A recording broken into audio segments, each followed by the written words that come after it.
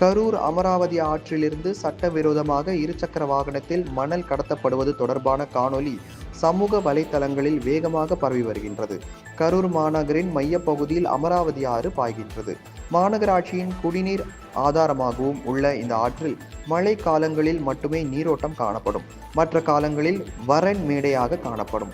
இந்நிலையில் சில மாதங்களுக்கு முன்பு அதிகபட்சமாக வினாடிக்கு 75,000 கன அடி தண்ணீர் வந்த நிலையில் தற்போது வினாடிக்கு 86 கன அடி மட்டுமே தண்ணீர் வந்து கொண்டு இருக்கின்றது.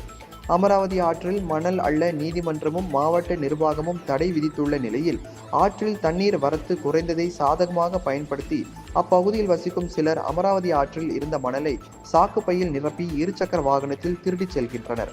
நள்ளிரவு தொடங்கி அதிகாலை வரை நடைபெறும் இந்த மணல் திருட்டு குறித்து பசுபதிபாளையம் போலீசாருக்கு தகவல் தெரிவித்தும் இதுவரை எந்தவித நடவடிக்கையும் எடுக்கப்படவில்லை என கூறப்படுகின்றது.